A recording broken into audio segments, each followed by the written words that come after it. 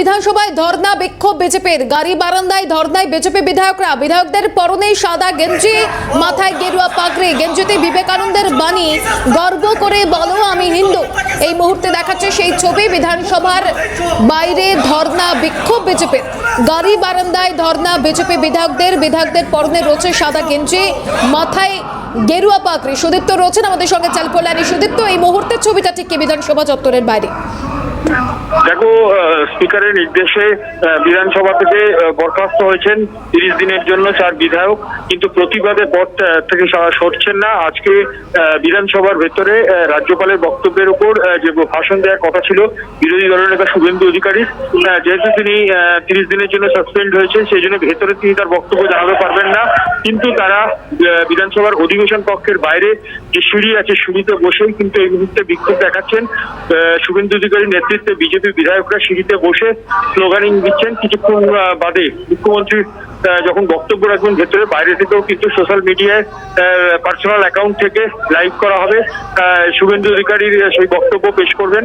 এই মুহূর্তে কিন্তু বাইরের সিঁড়িতে বিধানসভা কক্ষের বাইরের সিঁড়িতে প্রত্যেকের মাথায় গেরুয়া পতাকা রয়েছে, হাতে প্রত্যেকের প্ল্যাকার্ড রয়েছে এবং সেখানে মূলত এই সরস্বতী পুজোর ওপর যেভাবে হামলা আক্রমণ হয়েছে তার প্রতিবাদেই এই ধর্ণা বিক্ষোভ। পাশাপাশি তাদের যে সঙ্গে থাকো, এখান থেকেই আমরা সরাসরি নজর রাখবো যে স্পিকার বিমান বন্দ্যোপাধ্যায় তিনি সাংবাদিকদের মুখোমুখি হচ্ছেন, সরাসরি নজর রাখবো।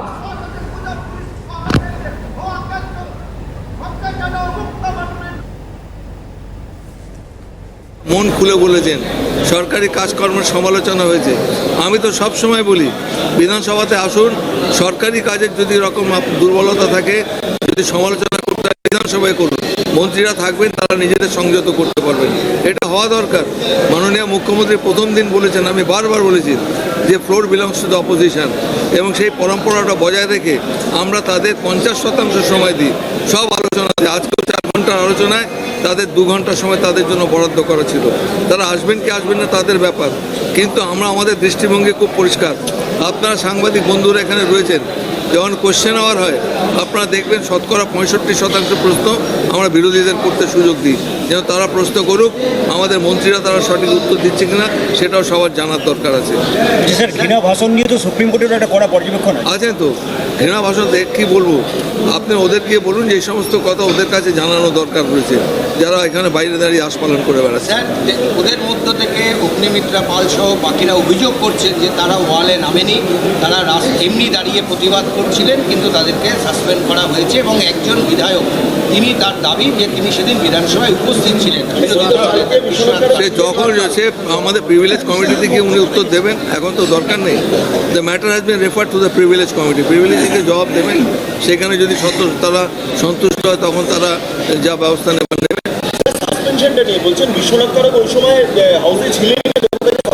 উনি গিয়ে বলবেন, উনি প্রিভিলেজ কমিটিতে গিয়ে বলবেন, আপনাদের কাছে বলেছেন আপনাদের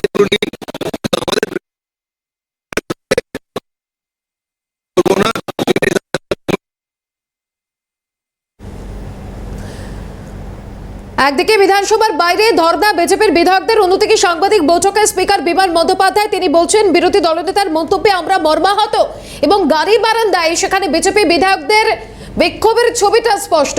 একেবারে সাদা গেঞ্জি পরে মাথায় গেরুয়া পাগড়ি বেঁধে তারা রীতিমতো বিক্ষোভ করছেন। তাদের যে ধর্ণা কর্মসূচির কথা গতকালই বলেছিলেন বিরোধী দলনেতা, সেই মতোই আজ গাড়ি বারান্দায় ধর্ণা কর্মসূচিতে সামিল হচ্ছেন তারা।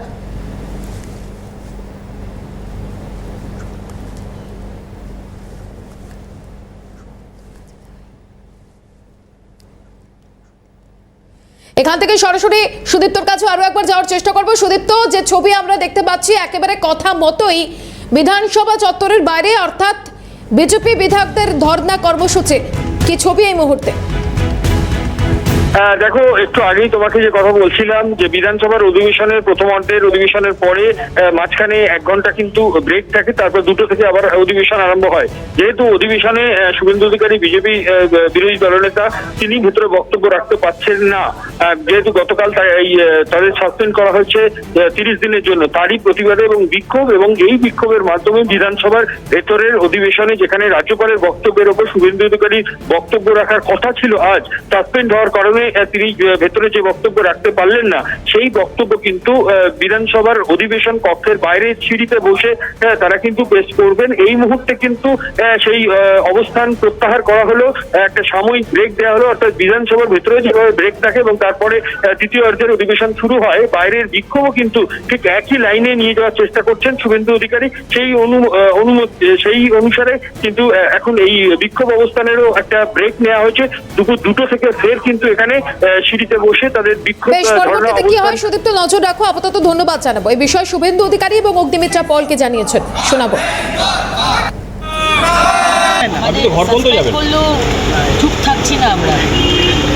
স্পিকার মহোদয়া, সিএম মনে করেন যে আমাদেরকে সাসপেন্ড করে উনি আমাদের গলার স্বর বন্ধ করে দেবেন, আমাদের আজকে রাজ্যপালের বক্তব্যের উপর কথা বলতে দিলেন না চালাকি করে।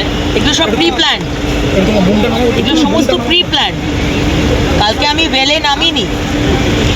সুতরাং সরস্বতী পুজো নিয়ে প্রতিবাদ করলে যদি সাসপেন্ড হতে হয়, কালও বলেছি, আজও বলবো, আগামী দিনেও বলবো, 100 বার সাসপেন্ড হবো।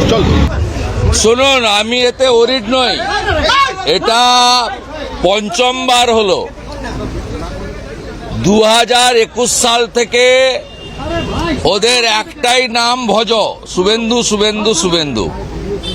4 বার সাসপেন্ড করেছে।